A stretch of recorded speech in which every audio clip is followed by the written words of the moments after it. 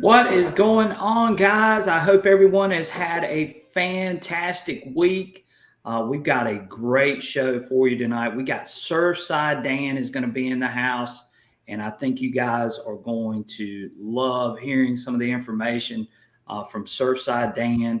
He has a ton of knowledge about a lot of different things. And for those of you that do not know Surfside Dan was actually featured on the Discovery Channel. He was on a show called Rebel Gold, and they were actually looking for the gold that was taken out of Richmond at the end of the Civil War, and they were actually trying to track down where this gold might have been. Unfortunately, it got cut short after the shootings in Charleston at the church, and that the guy that shot all those people, of course, he displayed a Confederate flag, and that sort of doused that show. But Dan has been metal detecting for almost, I think he's told me, like almost 40 years. He's been doing it for a while. So again, I'll let him tell y'all all about his experiences, his adventures, and so on. We're also going to be talking about a couple of other things too. We're going to be looking at the Xtrem Hunter. I know the other night we did a really quick live stream, and we talked a little bit about it, but unfortunately I was having some internet issues. And so tonight we're going to readdress some of that stuff for the Xtrem Hunter. And so we're going to look at that.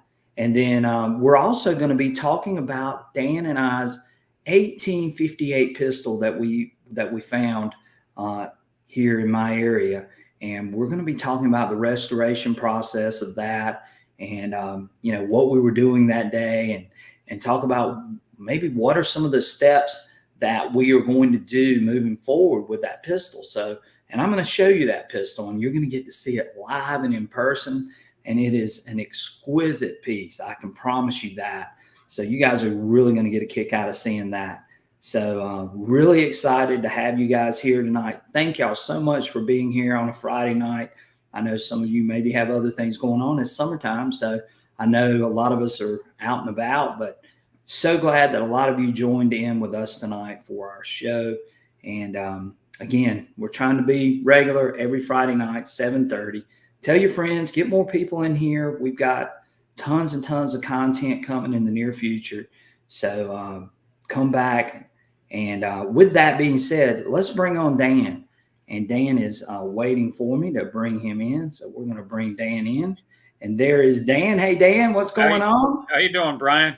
All right. So glad to have you here tonight, Dan. Great.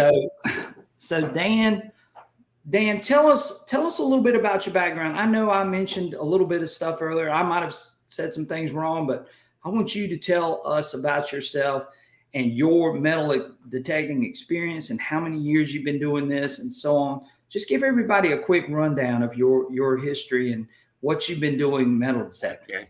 Well, I got into metal detecting back around 1979, 1980. At that time, I'll tell you the truth, I was 37 years old. I'll never forget it. I had no interest in hobbies at all. And one of the guys that worked for me came in one day with a magazine called Western and Eastern Treasures. Yeah. And he says, "Hey, you might enjoy this magazine." And I took it home and I read it over the weekend. And that Monday, I bought me a white 6dB metal detector, and started in like everybody usually does, with friends and neighbors and relatives, and doing a little, hunting around their house, coin shooting and whatnot. And I joined a club. And in that club, they used to have a monthly meeting, and you bring in your finds, and they always had prizes for the best coin, the best relic, and the best piece of jewelry. And every month, a guy by the name of Gary Storm, some of you guys may know him, he was with Detector Pro, he owned Detector Pro metal detectors. Well, he'd come in and he always had gold jewelry, and he was the only one, and he won every month. And I said to myself, man, he needs some competition. He was a diver. So I went out and got my dive license. I get my dive license. Now I got to find a partner to dive with, because he already had a partner. So I joined a dive club, had 125 members, and I ended up finding one guy that was interested in treasure hunting. And we got together, and I think at the time we were both single, and So we had a little money to spend here and there. So we went out. We Oh yeah. both bought 4-wheel drive Jeeps. We bought the Zodiac, the 14-foot Zodiac, plus another 19-foot. I forget the name of that boat for the bigger lakes. And we had a 3-inch Keen dredge. We had, you name it, we had it. We had a Poseidon compressor. We could fill our own tanks. And we went out and we hit locations. And let me tell you, we brought on a couple guys with us that wanted to hunt with us once in a while. And it's one of the best things I did, because one of the guys, his father, said, "Hey, I've got something up in the attic you guys might like." And I'm going to show you a picture of it. Yeah, love to see it. And if there's anybody in here from the Northeast, I'm telling you, this book is a gold mine. And I'm going to show you what it is. It's a summer resort directory from 1922. Oh, wow. And it is just loaded with locations that gave us the name of the place, if it was on a lake, who the proprietor was, how many people a day they could handle, and if they had electricity, if they had a white sand beach. The place, this book is just, I mean, it's tons and tons of places out there. And we weren't interested in hunting land. We didn't bother with the silver or anything. We were gold hunters, and that's what we went for. And we found a lot of gold. And there's still a lot of gold out there to be found. Believe me. Oh, yeah. And one interesting thing we found out about the book, we used to concentrate on the places that had 100+ people a day. And we used to bypass all these places that showed 25 people a day, 30 people a day. And one day we'd go by this little horseshoe lake we used to drive by every day. And it had said 25 people a day. So one day we said, you know what, let's stop and hunt this lake real quick. And so it was a private lake. So we knocked on a door. And the first door we knocked on, the woman comes to it. And we told her we'd like to, get in and dive the lake. If she ever lost anything, we'd gladly return it to him and that. And she says, "Well, how'd you pick this lake?" And I showed her the book, and I had a picture of the right place. And she says, "Oh," she says, "that's my grandfather's place." But she says, "Your book is wrong." I said, "Really? What's wrong?" She says, "Well, it only shows 25 people a day. When I grew up in the 1950s, we had 250 people a day." Right. So he says, "Wow. We'd never realized these places expanded over the years." So, I mean, it's a dynamite book, and it's all about research. Do your research. And there's Dan, Greeny Meanie wants you to show that book cover again, because he wants to see what the name of that book is. I doubt if he's going to be able to find one out there, but you tell him, give him my email address, and tell him I'll send him a copy of it. I can email it. I can make a copy and scan it. If he can't come across one. All right. And I'm putting Surfside Dan's email address up there for you guys that are interested in a copy of and I'll this. just show you what one page looks like on it. And it's got every New England state in here: Connecticut, New York, Maine, New Hampshire, Vermont. Right. Every county, every town that had people that came to cottages and whatnot to spend the summer. Right. And those places are probably loaded with silver. Without a doubt. Without a doubt. Yeah. So if you're looking for silver coins, that's probably going to be an awesome resource to have. And I'll gladly share it with anybody up in the New England states that wants a copy of it, because I'll never get up there to hunt them. I'm down South Carolina now. Been here for 20 years. So, I want to share the wealth, let you have the experience that I had. So we've got a good many people in here right now, Dan. I'm going to give a couple of shout outs real quick. Yep. And just want to make sure I recognize everybody. Stink Ass Cat, glad to have you in here. Ron, glad to have you. Wisco Detect, as always. Let's see here. Sniff It Out, glad to have you in here. My man, Michael Coley, so glad to have you. Let's see here. Chris, always in here. Thank you, Chris, for being here tonight. Ohio Fred, always a great follower and supporter. Sonny Coley, thank you, Sonny, for being here tonight with us. Let's see who else. We've got a good many people in here. We said Wisco, Michael, Sniff It Out, 5, and Relic Jedi, Relics and Rings, glad to have you in here. Don't Tread on Me, Metal Detecting, glad to have you. Lance, my main man, glad to have you in here, Lance. Bells, always nice to have Bells in here. James Bazell, great supporter, always comments on all of our stuff. I really appreciate you, James. Thank you so much. I think I said Relic Jedi. Digging Canuck, glad to have you in here. What an awesome show that she does too. I think she does her show on Wednesday night, and she can remind me if I'm wrong, but I think it's Wednesday night. So Digging Canuck, check her live stream out. She does a good job, very good job. Very enthusiastic. As we guest pack, glad to have you in here. Ricky Bennett, as always. Jesse Britt, thank you so much for being here. Alabama Digger, also awesome to have you in here as well. Let's see. I'm trying to go through everybody here. Dan, bear with me. And Greeny Meanie just responded. Emma Hall, glad to have you in here. Dirt Devil Detective, he's from your area, from where you used to live, Dan. So he's real interested in that book. Really? That's good. And Stories from the Signal. That's a great title. I like that title. Good job. So glad to have you in here tonight.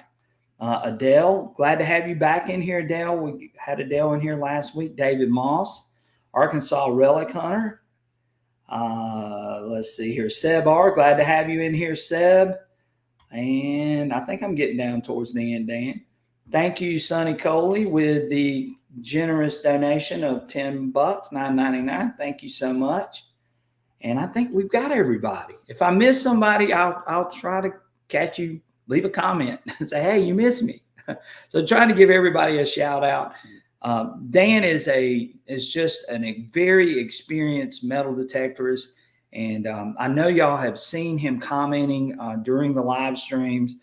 So I thought this would be a great time to sort of introduce you to Dan and let him tell you a little bit about his background and so on. So Dan, tell us about the Rebel Gold Discovery Channel show. So I think a lot of people would like to hear about that, what you guys were up to, and maybe you can explain the circumstances at the end, but just tell them what you guys were doing on that Discovery Channel show. And you can actually catch some of those reruns of that show. You can look it up on YouTube. Might even still be able to find it on the Discovery Channel on their on-demand section.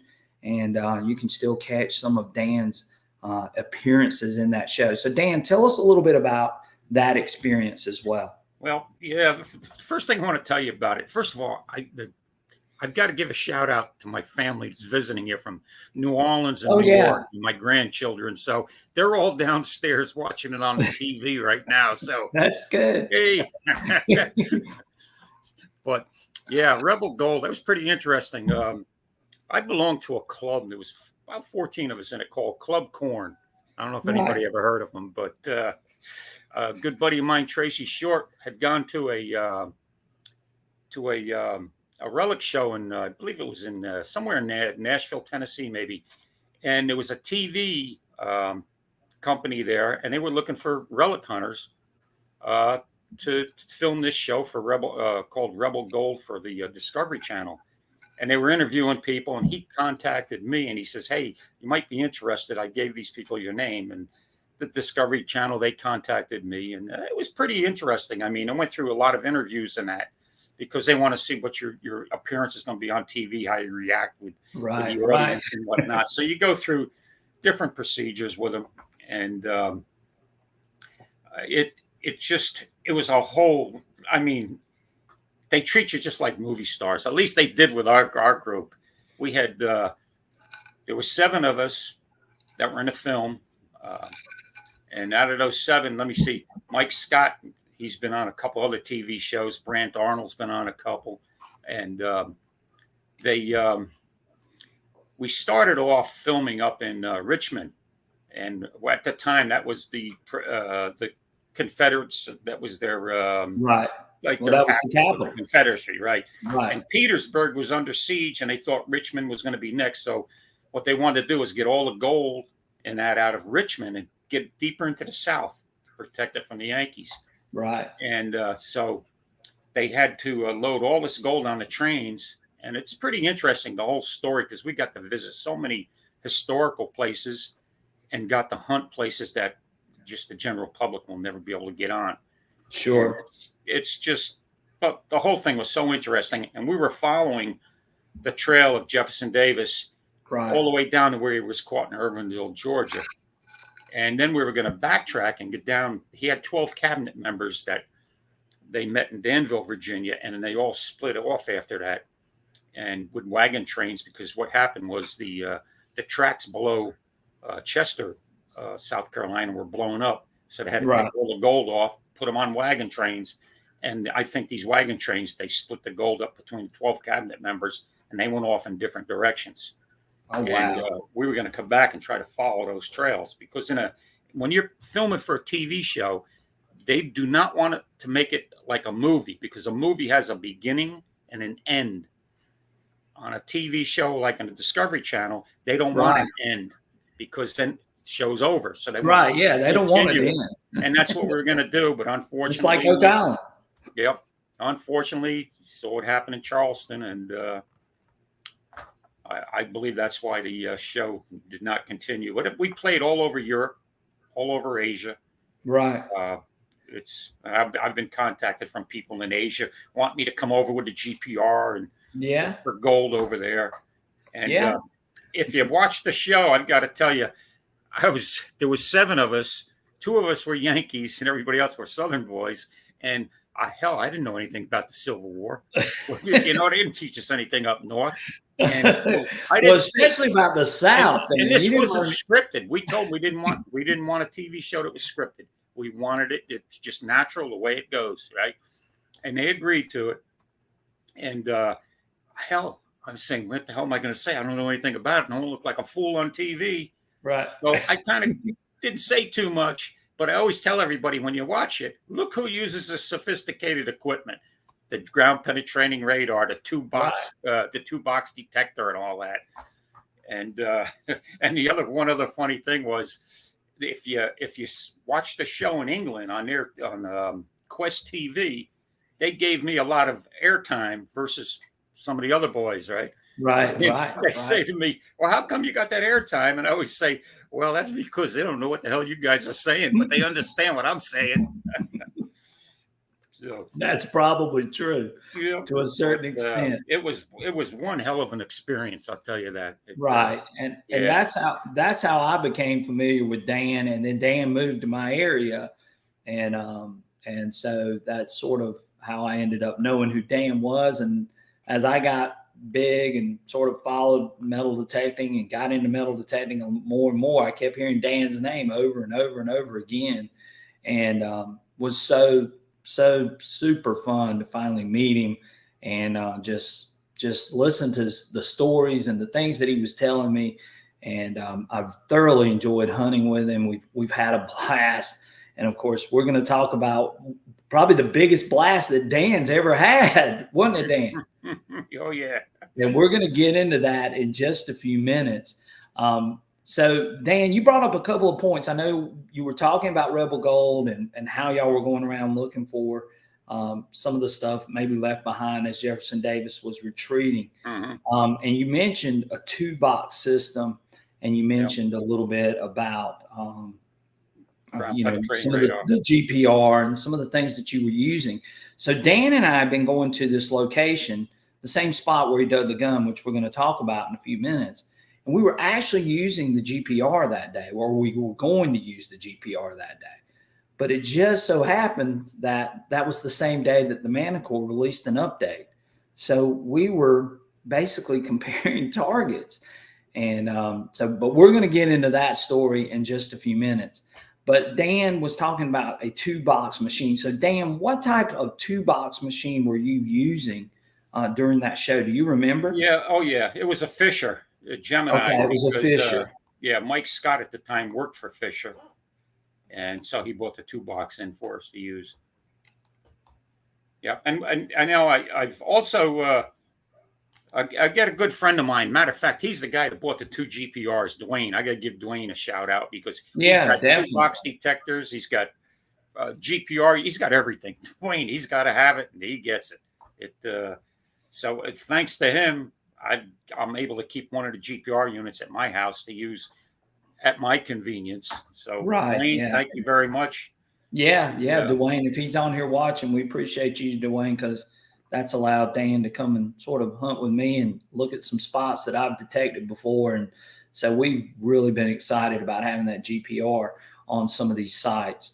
So one thing that I wanted Dan and I to talk about tonight, and I mentioned it in the title, was the new Xtrem Hunter that XP Deus or that XP has released. So Dan and I have been talking about, what we might use the Xtreme Hunter for. So we're talking about possibly using the Xtreme Hunter along with the GPR, because the Xtreme Hunter gives us that idea of knowing whether something is ferrous or non-ferrous. And Dan has the GPR, so that might help us locate targets and then go over it with the Xtreme Hunter and then see if we can figure out whether that is a ferrous or non-ferrous target that we're going after. So Dan, tell them what you think about what this Xtreme Hunter is going to do for us. Yeah, I think it, combined with the GPR, if we're hunting an area, we'll be able to tell like whether it's a round iron object like a cannonball based on a signal from the GPR and a hyperbola that it gives, and be able to go over it with that the 2-box and note it. It's a ferrous or a non-ferrous target, whether we want to dig or not. I mean, it's just going to open up. It's just another tool that's going to help us make a determination. Right. And Dan and I, and of course, I mentioned this the other night in our live stream.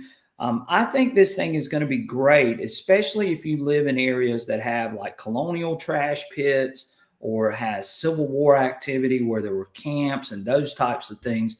I think the Xtreme Hunter is going to be really, really good in that situation.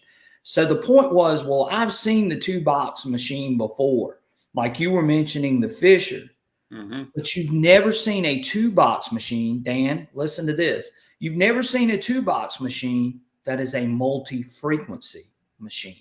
No. So I think that's where the big difference is going to be over these older 2-box machines that we had in the past. And a lot of you said, hey, I saw that that XP was going to release this for the Deus 1, but they never did.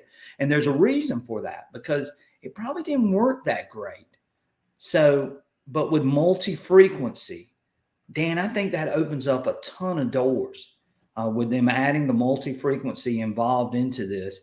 And I think it's going to help us separate some of those targets that are really, really, really deep.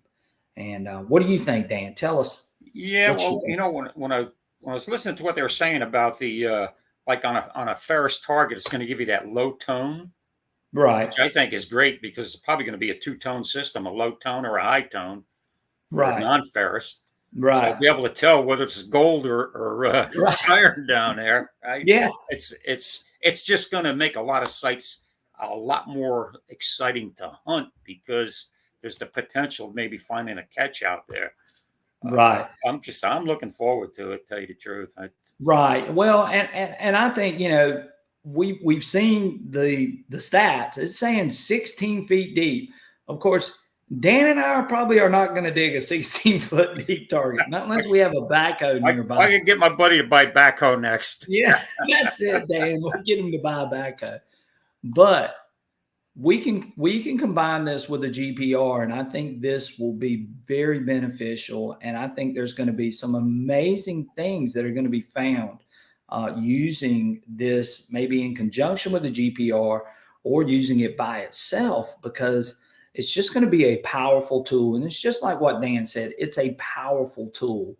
Now, for those of us that aren't hunting, large objects like that might be non-ferrous, then, it's a little bit difficult for us to understand. But if you're looking for, a colonial trash pit, or you're looking for a Civil War camp trash pit or something along those lines, I can see that being very beneficial. It could also be, a lot of people have buried wells. They could look inside of a well with this thing.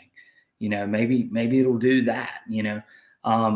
It weighs 6 pounds, and I've heard some people say, well, I don't want to lug that thing around, but you're walking really, really slow with it. And again, I think XP is going to have to release some sort of update to hook the Deus 2 remote up to the Xtreme Hunter. But I think it's a powerful tool. I think it's going to be a tool that I would love to utilize. And, I'm looking forward to getting my hands on one and being able to show the power of this thing, because from what the owner is saying and from what other people are saying, that it's really an impressive piece of equipment that they have developed with this. So again, I think it's going to be a good thing. It's not for every situation. We know that we've got one of the deepest metal detectors out there right now in the XP Deus 2, and Dan just talked about it. He and I were talking about that off air before we started the show. It's just such an amazing machine. So Dan, tell us about what you've been doing with the XP Deus 2 out on the property that you've been hunting, and tell us a little bit about what you think of the XP Deus 2. Well, I'll tell you, I have both the XP Deus 2 and I also have the Matacore. Okay. The XP Deus 2 is my go-to machine. I bought the Matacore I bought for the beach, and the XP Deus 2 is going to be my relic machine because I love the way it feels. There's no wires. I don't have to worry about getting hung up and brush or anything. And I love the sounds of the Deus 2 and all the options it has. The Matacore, I bought it for one reason only. I live by the ocean. I beach hunt in the summertime. Right. And I dig a lot of pull tabs, and you got to dig them because that's where your gold is also. And they put the Matacore out as a 2D machine, 2-dimensional.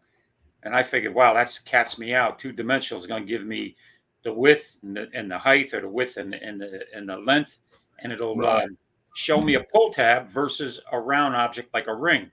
Well, it didn't turn out to be what I thought it was going to be. Right. And I think Dan, you're probably not the only one that sort of, the 2D screen. And guys, it is a great machine.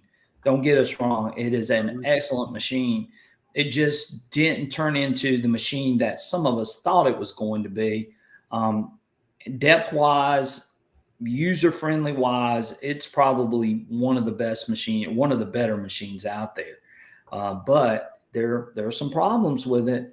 And, some people that are Mind Lab people, they're going to love that machine. And it is a great machine. So we're not knocking the Matacore. No. We're just saying for what we do, the Deus 2 serves our purposes a little better.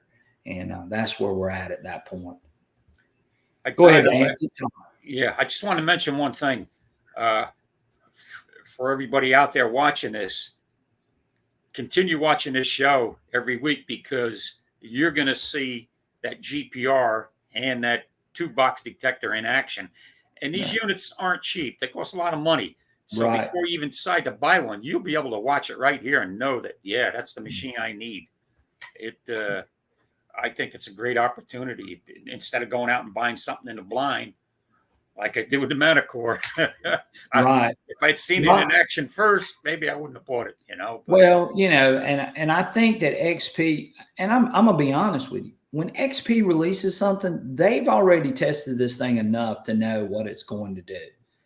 And for them to, to make some of the claims that they made. Somebody asked earlier, and I apologize, I missed the comment, but I was reading the comment. Somebody asked earlier, what about that top layer of nails? Well, supposedly it's not going to hit on those nails. It's going to hit only on bigger targets. So, the ground sensitivity, that's another problem. And you guys know this, especially, us using the Deus 2. Sometimes those deeper signals don't give us the ID and the number that we want, but this machine has got better ground sensitivity, and it can handle those deeper targets a little better than our regular coils. And of course, when you're going that deep, that's going to be tough. Now, do we get numbers? I don't know. I do know we get a graph of some sort. We've seen that in the video.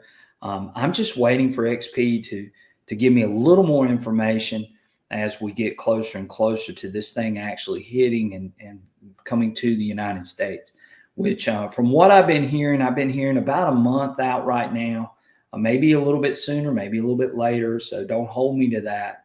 But they're going to have this thing up and running very, very soon. So hopefully we're going to have one in our hands. And like Dan said, I hope I'm going to be able to use it with his GPR in conjunction. And we're gonna work this thing together and see if we can find some amazing artifacts. I think there's some in my area that could be found using both of those things. And I know Dan knows that as well. There you go, Dan. I'm going to turn it back over to you. Yeah. Yeah. Well, why don't we start talking about that the pistol like Doug? You want to talk about that pistol? Yeah. And I hope I pronounce this right, and I'll hear a yell from downstairs if I don't. Yeah. From Canada. Well, they live in New York, but he's from Canada, and he said it's pronounced La Fachon. La Fachon.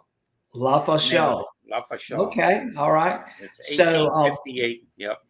One thing that some people were asking us is that how much is this thing going to cost? Well, this is what Michael Coley, because Michael and I have been talking about this, and we've sort of been researching and trying to see the information that we get. And they are saying, he's saying right now, anywhere between 1,500 to 1,700. I don't know. You know, we're just looking at euros. I think somebody put out something about how much it would cost euro wise, and we're trying to compare it euro wise and so on. But again, it looks like it's carrying a pretty hefty price tag at this, but we'll see what happens. You know, if it does what they say it's going to do, then it's probably worth that price. But we'll see. And like I said, you know, nobody really knows yet. I haven't seen something permanent yet. So, you know, don't go by these numbers yet until we actually get something. But Michael was saying he saw this, and he and I have been talking about this too. So glad to have you in here, Alan Burns. How do you pinpoint with it? I don't know. That's a good question, Alan.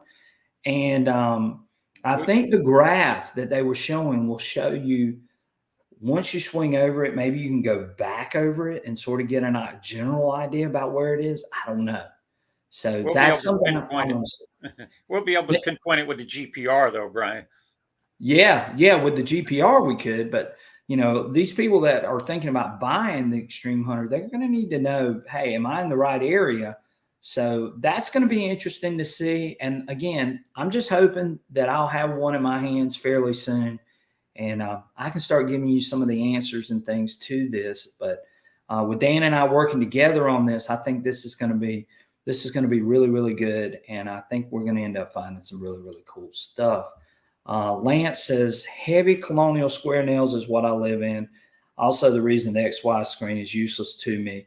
Right. But the graph that they have on this thing is totally different from the XY screen from what I saw, Lance. So we'll see. You know, again, this may not be for everybody, but it does serve a very good purpose. And I think it is going to yield some really good relics and some really good artifacts. I just know, knowing that XP did it, they have to know that this thing is going to work the way that they're advertising it. Sure.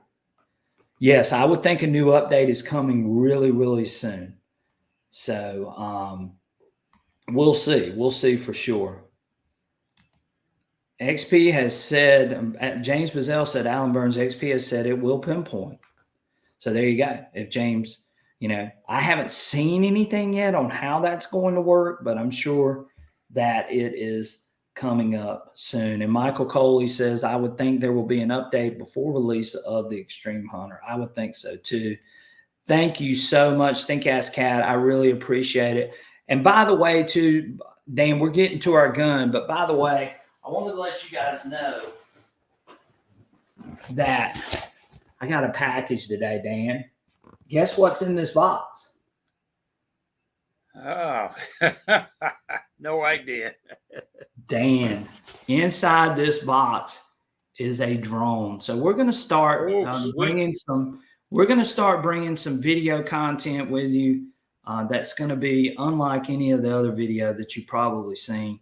And we bought a DJI drone, and the money, just like Stink Ass Cat actually giving us money tonight, the money that is being donated on this channel is going right back into making content.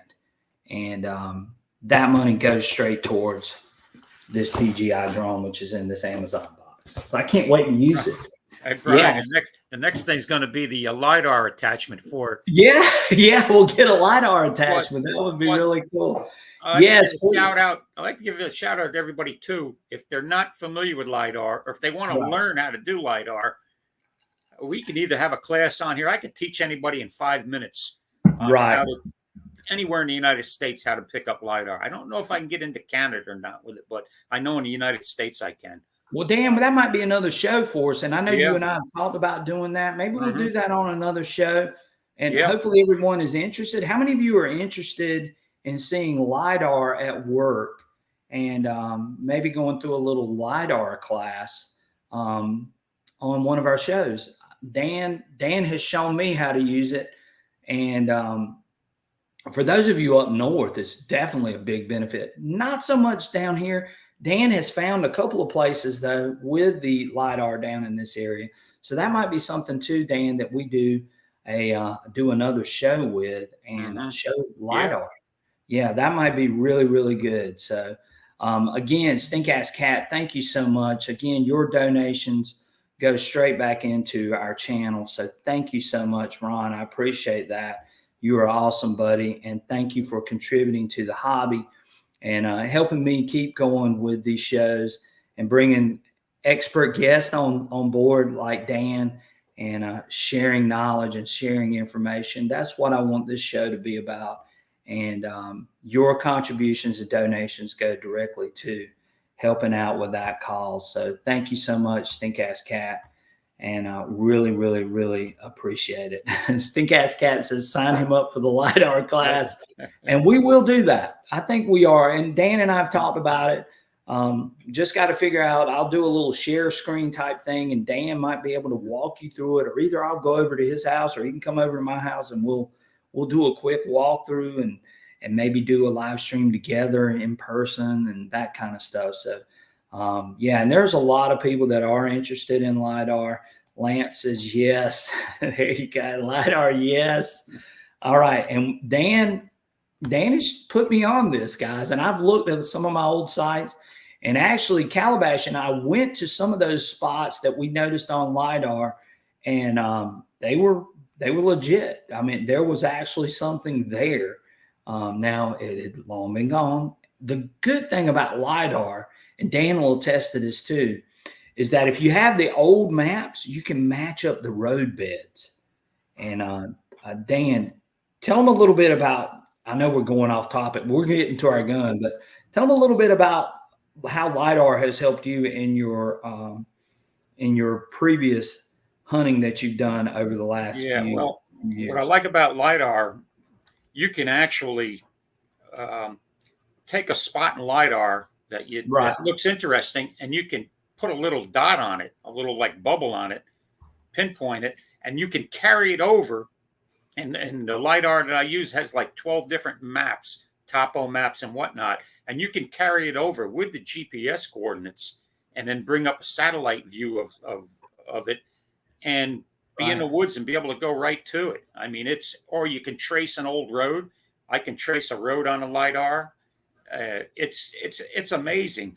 But I got to tell you one thing. I bumped into a guy in the woods, and he had LiDAR, and he asked me how much I paid for mine. I says, what? I paid for it.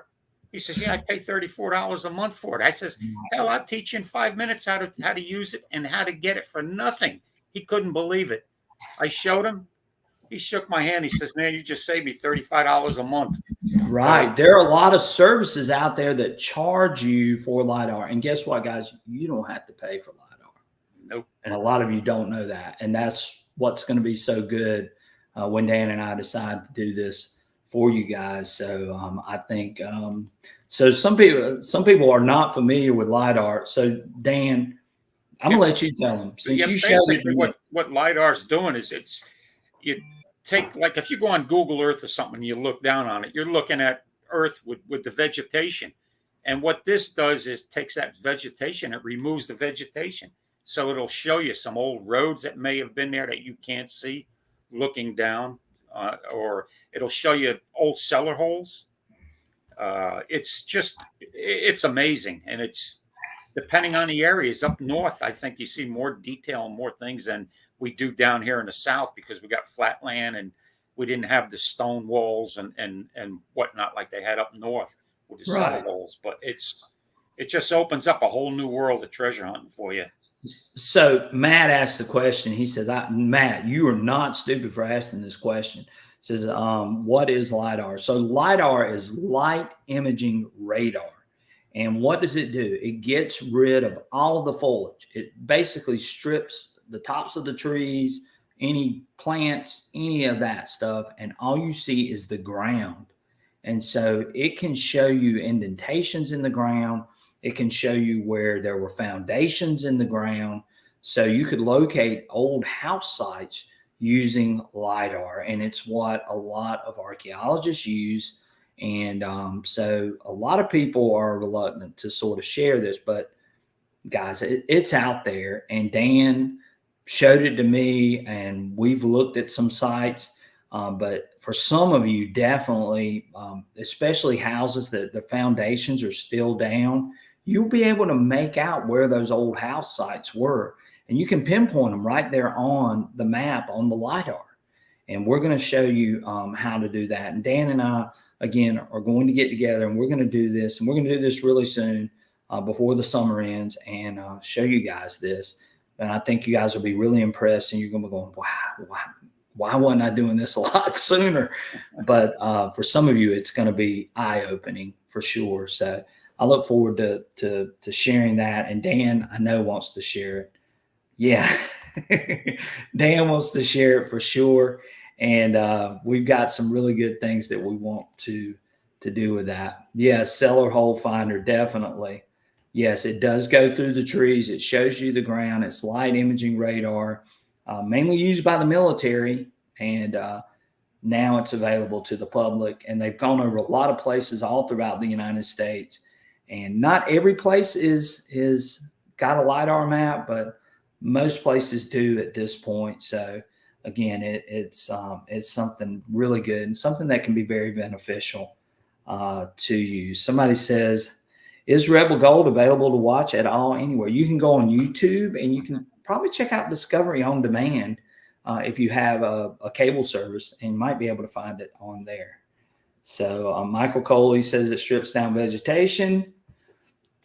Jesse Brett says, sign me up, and we will let y'all know when we're going to do that show. So I expect to see every single one of you in here. Isn't that right, Dan? Oh, yeah. Yeah. Yeah. Yeah. LIDAR camera costs between $30,000 and $50,000, not counting the drone. Well, this thing is immaculate, and what Dan's going to show you is eye-opening. I promise you that. So Greeny Meanie says, maybe I did it wrong. I looked at my spots. They were blocked by trees. Yes, you definitely need the class, because you shouldn't be seeing any trees. So, yes, Jesse Britt says, can't wait. So tune in. So tell your friends, join the channel, come on, subscribe, and get in on this information. We share information that a lot of other channels don't share. And I have high quality guests like Dan who are sharing this information as well. So again, it should be a great, great show when we do that. So a lot of people are looking forward to that. Okay, Dan, we've covered a lot of ground. Oh, yeah. So let's talk about our pistol, Dan. That's the next thing. So again, Dan, I'm gonna let you tell them the story. They've heard the story from me. I want you to tell the story. Well, what happened was Brian and I were going to get together, and I was going to bring the GPR unit down to this location that he has, and we were going to see if we could find a trash pit or maybe an old well or something on the property. And I was supposed to meet him at 9 o'clock in the morning. Right. Well, 7 o'clock in the morning, my phone rings, and it's Brian. And he says, Jane, you got a Matador, right? I says, yeah. He says, they just did the update. Can you update it and bring it down so we can run some tests on it? So I said, yeah, sure, I'll do that.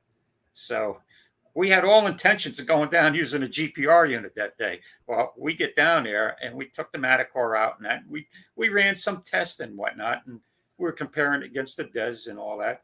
And I think I said, well, let's go into the field here and give it a real test. Let's see what it'll do. And I went out there, and the very first target, I went over it, and it gave me a positive signal, non-ferrous target. The numbers were right. I moved a little bit, and then I went to a Ferris target and that. And then I had Brian check it, and to me, it said dig it. Even and the reason I dug it was because of the screen. It was showing a lot of the screen painting in a non-ferrous, but it was also going up into the iron too, but more so in the non-ferrous than the ferrous. Right. Yeah. And we were looking at the red numbers too. So you guys yes. that have Manacores, y'all know about the red numbers and so on. And so we were seeing a few red numbers, but it was mainly black, right, Dan? Yeah. Right. So I dug it, and well, Brian had to beep out what I said. Yeah. Because I couldn't believe it. And I said, oh yeah. So Dan, because I know you have found some exquisite finds, and Dan has like 2 or 3 items that are very, very, very rare. Dan, where does this pistol rank up as far as your finds? As far as my finds? Yeah, I have to put it right up there with my. I have a 2-piece musket mold that is extremely rare. Right, right. And I have a South Carolina button that is extremely rare. Right. There's only 1 or 2 known to exist. Right. But it's right up there with those. I mean, this gun was used both by the Confederates and the Yankees. Sure. And finding it down here in the South on a plantation, that was a plantation at one time, right, puts it in Southern hands. So to me, it's a Confederate relic.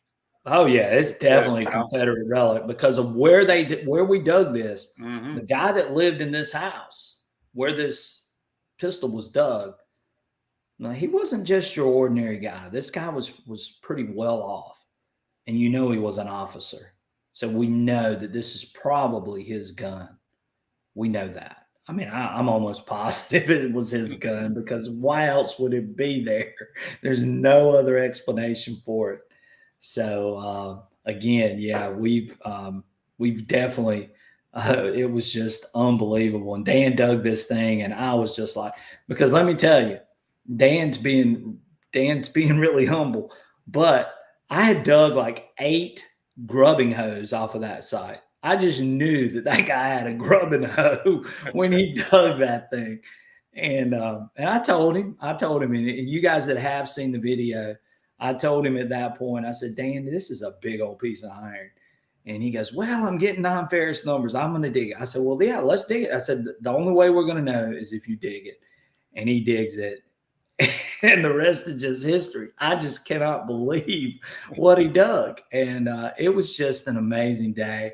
And believe me, after that signal, Dan and I were digging every iron target that we could get our hands on. And so with that being said, let's make the big reveal. And we're going to talk a little bit more about this pistol. So here you go, guys. I want y'all to take a good look. There it is. There it is. And you guys can see it. I'm trying to get it all the way in on the screen. And Dan has had this electrolysis, and you guys can see it. Is that not a beauty or what? And look at the cylinders on this thing. It is so big, and this thing probably weighs. How much you think this thing weighs, Dan? I don't know. They're pretty heavy guns. I don't know. I didn't put it on a scale, but it's I don't know. Tough to say. Yeah, I'd say it's at least close to almost 2 pounds. 2 pounds. I think it's 1.5 at least. And Brian, one thing I got to give a shout out to my buddy Lance. Yes. I was going away on a treasure hunt the week I found that. I was leaving a few days later. So I have a good friend that is an excellent. He's just unbelievable on anything he touches and does. Right. And I felt 100% giving him that gun. It was nobody else I would give it to but Lance. And I gave it to him, and he took a Dremel to it first to get a lot of the rust off. Right. Heavy rust. And then he slow cooked it, electrolysis. And he wiped it down with WD-40. And then gave it to me, and we don't know what to do next. Whether we're just going to leave a light coat of WD-40 on it, put in the shadow box, and maybe a little story with it, and a pin-fired cartridge, so you know what the cartridge looked like that went in that gun. Right. So once again, maybe guys, maybe they have some ideas of what they would do. Yeah. So once again, guys, this is an 1858. How do you say it, Dan? French? Oh man. JF. Lafayette pistol. And this was issued, Dan told me, or you thought, that it was only issued to 1,000 Confederate soldiers. I think between 1,000 and 1,500 Confederates and something like 20,000 Union, 10 to 20,000 Union soldiers. Right. And so our question is for everyone in the chat right now, what's our next step? So Dan said that it's been electrolysis. I mean, y'all see what kind of condition it's in right now. It's been coated with WD-40 right now to keep it from corroding anymore. Do any of you guys have familiarity with restoration? And if you do, share what you think we should do with this gun next before Dan places it into a display. And that's our main question for tonight. What should we do next with the gun as far as the restoration process? And would you leave it like it is? Would you just coat it in WD-40? Do some of you have some other tips and things that you would love to share? And tell us a little bit about what you might do with this 1858 pistol. This is a beauty, guys, and you just don't see this very often. And Dan and I were just so stunned when Dan found this. And of course, Dan said he said some expletives, and but it was it was just so fascinating to watch him dig it out of the ground. So, but there it is. Isn't that a beauty? And this is the kind of finds you just dream of, especially one, and this is in pretty good condition, considering it's been in the dirt for almost 200 years. So again, pretty good condition gun left there. And what should be our next steps? That's our next question. So a lot of people are saying, Dan, Jesse Britt says maybe a wax coating. Okay. Don't Tread on Me says you could spray it with a rust inhibitor. Okay. Thank you, guys. Appreciate all the great comments. You guys are so awesome. Again, wax from what I've seen in England.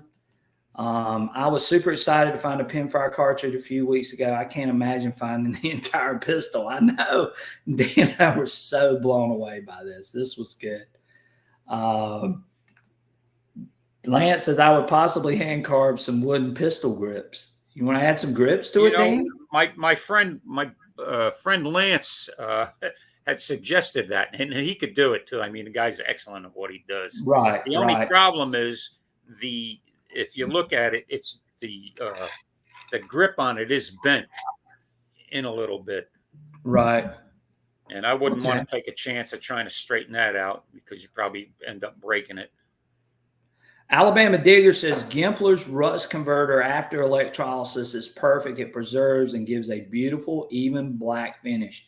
Do you know about Gimpler's, Dan? Yeah, as a matter of fact, I have Gimpler's, and we've been using it. I've been working at a plantation helping the owner put a museum in, and all the relics we're finding we're donating to the museum.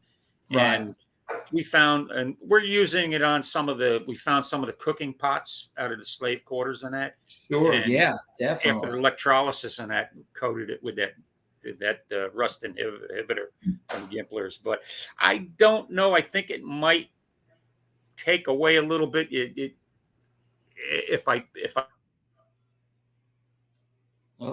coat it with that black, I don't know. That's one of them. Yeah, but it's a good suggestion. I appreciate the suggestion. I'm not too sure I want to do it. I have to look at some of the other things we restored with that. Right. The wax coating sounds pretty. That sounds pretty interesting too. Right. I don't know. Pigeon Blood Ruby says search for Green Museum wax. Interesting. Yes. I'll have to write that. Well, I'll look at this again. Yeah. Well, you can go back and watch the replay. Ben Boggs says, leave it as is, have it put in an airtight case under vacuum. So there you go. again, a lot of you are leaving some great comments, but here in my hometown, I had to take a trip back and get it while in primo conditions. That would be nice for sure. Renaissance Wax, that's the other one that is coming up. Don't tread on me, metal detecting. Thank you. Matt says, I use Gimplers on all my artillery projectiles. I would look really into a nice shadow box display. And I think that's what Dan's going to do with this. So, yes, he's probably going to put it into a shadow box. He says, I've seen Aqua Chigger cook cannonballs in hot wax after electrolytes to preserve it, if y'all have ever watched him. Yeah, I happen to know him. I've hunted with him before. Right. For years. Yeah. And I know you. I figured you would know him as well because Dan's been around and been doing this. This guy says Sandblast, a new cedar handle. There are people that do it professionally. So there you go. Interesting. Yeah. Yeah. So some people say we'll look it over real carefully and know all your thoughts. Yeah. Yeah, some people say leave it as is. I mean, I like the way it looks as is, it's just got so much character to it right now, the way it is, and just coat it. Maybe the wax coating. And if you want to add the handle, Dan, that's totally up to you. But man, what an exquisite find. I mean, how many people can say that they found a whole pistol like this? I mean, that's just, it's just freaking unbelievable. It's Brian, it's pretty interesting too if you read the history of that weapon. There's some interesting stories. One's about Van Gogh, the painter. Right. Yeah. That's how he took his life, was with that pistol. He shot himself with this pistol. Yes. Yep. That's the type of pistol wow. Dan, do you know what? I'm interested. Do you know what caliber this is? I don't know the caliber. I guess I need a micrometer to. Yeah, a lot of people that I've shown it to have been saying anywhere from a 45 to a 44 caliber. But I'm no gun expert, so it's hard for me to say. Some of you may be able to tell me, basically looking at the cylinder, if I can get it to where you can see this. I hate pointing the gun right at the at the screen, but yeah, there's about the best I can do with the cylinder. But so I just don't know. But wow, what an exquisite piece. Just unbelievable. Yeah. Dwayne Cron says he believes it's a 12 millimeter. I think most of them were made 12 millimeter, but they also made special made ones with different millimeters for, people that requested different sizes. Pigeon Blood Ruby says Renaissance wax is good. A micro crystalline wax that is actually a plastic. If you know Maker's Mark, the red wax is actually a micro crystalline wax, and he says that he has some. So there you go. There's a good one for a way to preserve it. Greeny Meanie says, I would ask the guys that digs World War II stuff on YouTube overseas. It's what he does. Comics One says, I have a free spot on my shelf. You can display it if you don't have room for it. Hey, let me tell you something. I've been to Dan's house and I've seen his collection, which you can see some of it back there behind him. But he has got an exquisite collection. I love looking at artifacts. I could do that all day long. And Dan is the master at finding artifacts because he's got a ton of them and some beautiful pieces as well. Adele says, I envisioned it sitting in a curio coffee table, sitting on top of the ground. You found it with bullets, etc., laying around it. And I think you talked about that, Dan. You said maybe even getting a bullet mold that might match up with it, and maybe some of the actual actual cartridges in it. Yeah, cartridges that went into it. So that would definitely be something that I think would be really good, especially if you could do it on a coffee table. That would be really cool. When people walk in your house and there it is sitting in a coffee table with a glass over the top of it, and you got it laid inside of like a sort of a little shadow box. I have to run that by my wife. Yeah, she might not want any more. She said that she would probably say that you and I are the only two relics that are allowed downstairs. All right, let's see here. Dwayne says he believes it's 12 millimeter. I think we said that. Lance says I found a Browse Octagon London pistol barrel, and I've seen barrels found before, but never a whole pistol before. That's what just blew me away. The gun, Alabama Digger wants to know, and we checked this out: was the gun loaded or not? No. And it was not loaded. So nothing loaded in it. And wow, what an amazing find Dan had with this gun. Greeny Meanie says, is there any info on how many of those are still around? Dan, do you know that yet? Have you? I have no idea. No there idea. Can't be many. Dan, there can't be many. I don't think so. I really don't think so. I mean, I've never seen one before. I mean, you think of the Colt 45 and you think of the Springfield rifle and you think of the Enfield rifle. Wow, there are tons of those types of guns. Mm-hmm. But a Confederate pistol? How many of you have ever seen a Confederate pistol being found? I mean, that's what I'm saying. I just don't think there's that many of them. And that would be interesting. Be real interesting to find out. So maybe we'll do some more research and we can find out some more. And we'll share that information with you guys. Jesse Britt says you can make it into the part of the table. I've seen a lot. Yes, that's what we were just talking about. Don't Tread on Me Metal Tech says I dug a 50 caliber Smith carbine in 1973 while bottle digging. That's awesome. That's a great find as well. Yes, Dwayne, thank you for being here. Congrats on the find, guys. Thanks for sharing it with us. We were so excited, and that's why Dan is just such a great source of information. So that's why I wanted to have him on here tonight. And Lance says there's one. We know that, right, Lance? You're exactly right. And we have it. And Jesse Britt says it's a heck of a find for sure. And, it did come off of my side, by the way, too, guys. So there's no telling how many times I've walked over this thing. And for those of you who know Calabash has probably walked over it a bunch too. We've talked about that. We're going like, how many times have we probably walked over that gun? And it just goes to show you, sometimes you shouldn't ignore those iron targets when you're out metal detecting, because you just never know. Now, would we have dug this? Probably not. If we hadn't been testing, I don't know that we would have dug that iron signal. And most of the iron signals that I dug turned out to be grub nose.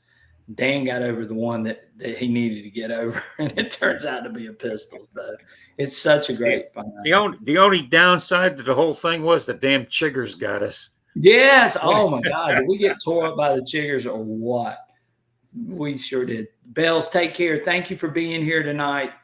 Thank you as always for all of your support. You are awesome. Ben Boggs says I'd be going back digging every signal in that area. Wow. Oh, don't think that Dan and I aren't going back. And the bad thing about it is this area is going to be up for sale. So Dan and I got to get in there pretty soon and go through that thing with the GPR and hopefully with the Xtrem Hunter from XP and see what else we can find. Maybe we'll come across something else. If there's a pistol in there, who knows what else could be in there. So we are super, super excited. Dan, tell Jesse Britt asked a good question. How deep was this target? Do you remember? How deep was it? Yeah, that target wasn't but 6 inches down. If that. I think about 6 inches. Yeah, I was going to say 6 to 8 inches is what I thought. And Detector 2 Guns, we're glad you're in here, buddy. You can catch the replay, though, so watch till the end. We're just about done, but go back and check out the replay. Great show tonight. Some super, super information passed along. And having Dan in here is always awesome. So Pigeon Blood Ruby said, did you find a serial number? And, of course, we didn't. And we were sort of hoping that we would find a serial number because then we could have traced it back to the owner. which he's saying that X-ray could find the number if you can't see it. So, Dan, that might be something that we, possibly have to look into. Yeah. Yeah. Yeah. Arthur Schwartz says, I got chiggers too, half a can of deep woods off. I know. Well, Dan and I got tore up. My ankles and my legs were so ate up with chiggers, it wasn't even funny. Make It Work says, thanks for the live. He says, okay, 10-4. And hey, Detector Two Guns. All right. So, one more comment here. If they are selling it for a housing lot, that's right. And the people that own this lot, they were planning on building, and they told me I would be the first one to go in there when they started clearing any little bit of dirt. But now they're thinking about not building there and just selling the lot. So again, Dan and I sort of need to get in there as soon as we can before they actually do decide to go through selling this piece of property. But a very nice property, very nice permission. The people that own it are super nice too. And Dan's met them, and it's just it's a great place. Great place for sure. Great neighbors. Right, I mean, we had the neighbors and everybody out there. I mean, oh yeah, everybody wanted to see. Everybody wanted to see it, and it was just a fun day. Dan and I enjoyed it, and it was just great. Just getting out there, finding a great piece of history, and being able to share it in this live stream tonight. You guys got to see a piece of history that we're probably never going to see again, and just so awesome. I was so excited for Dan when he dug it. My heart just dropped. I was just like going, oh my gosh, I just could not believe it. And it was just an amazing find. So with that being said, Dan, we've been on here for an hour. Can you believe an hour has passed by? It goes fast when you're having fun. That's right.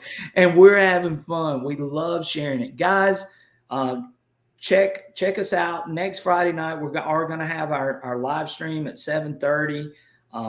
Check out my other social media platforms too. We're growing fast on all these other social media platforms. If you have Instagram, TikTok, Facebook, go check me out over there too as well. Some of the stuff's the same, but some of it's a little bit different. And again, I would greatly appreciate it. I'm trying to grow my channel, grow my following.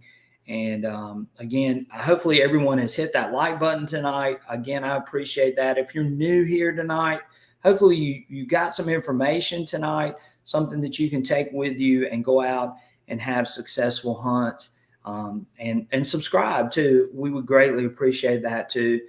We are going to look into doing the Lidar show. So Dan and I are going to try to get together and try to see how we want to go about doing that for you guys. And I look forward to doing that. And we've got a lot of other hunts that are going on too. So I've been down at the beach and doing a lot of beach hunting with my Deus too. So I'm going to have some content coming up from some beach hunts and so on.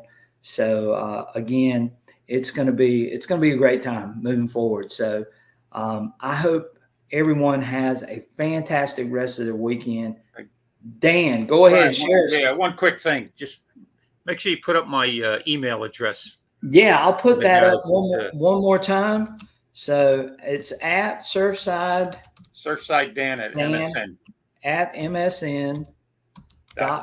If you're interested in the book that Dan showed at the beginning of the chat and the live stream, you can email him about that book. Also, too, if you got a question, I'm sure Dan don't mind answering. I'll do my best. He's an awesome guy. He knows lots of things. He's seen a lot of things too. He could probably identify some relics and artifacts for you too as well. So he's a super source of information. I'm so lucky that he lives in my area and I can be affiliated with him and associated with him and have him as a good friend. It's just been a lot of fun and so happy that he's near me. So I'm super excited as always. So Greeny Meanie says, hey, can you send a PDF copy of that book? Yeah, I'm sure we can. I'll figure it out. Okay. I know I can scan, email it, and shoot it out with no problem at all. Sure, sure. And Dan, again, I can't thank you enough for being on here tonight. Thank you for sharing this beautiful artifact with everyone here tonight. And I'm just so lucky that I get to hold this thing in my hand right now. I consider that to be an honor. And Dan, again, thank you so much. I appreciate you being here tonight. It's just been an awesome show. Love sharing the information. Love being with you as always, buddy. And I can't wait to look forward for our next adventure together. And hopefully we're going to have more information coming with the Xtrem Hunter as XP sort of puts out some of this information. So be on alert, hit that bell button so you get the notification next time we go live, because it could be the information that you've been looking for, and you definitely don't want to miss it. So definitely hit that notification bell. I think it's in the upper right-hand corner somewhere. So hit that, and I would greatly appreciate it. Dan, thank you again. All right. Any parting words you want to tell everybody before we sign off? I just want to, thank everybody for being on here and letting us know what you feel we should do with the gun. And Right. I want to tell my 2 grandchildren, Jackson and Lucy, it's bedtime. Right. They're So they got to downstairs. watch Now they can go to bed after the show. they can go to bed after the show. All right. Hey, take care, guys. Have a great weekend. Find some amazing things. We look forward to being with you guys again next Friday night, 7:30. Don't miss it. Hit that notification button. Hit that like button. Hit that subscribe if you're not a member. We enjoyed spending Friday night with you guys. Take care. Have a good one. And Dan, stay on with me, and we'll talk a little bit after this is over with. Catch you guys real soon. We will see you. Bye-bye.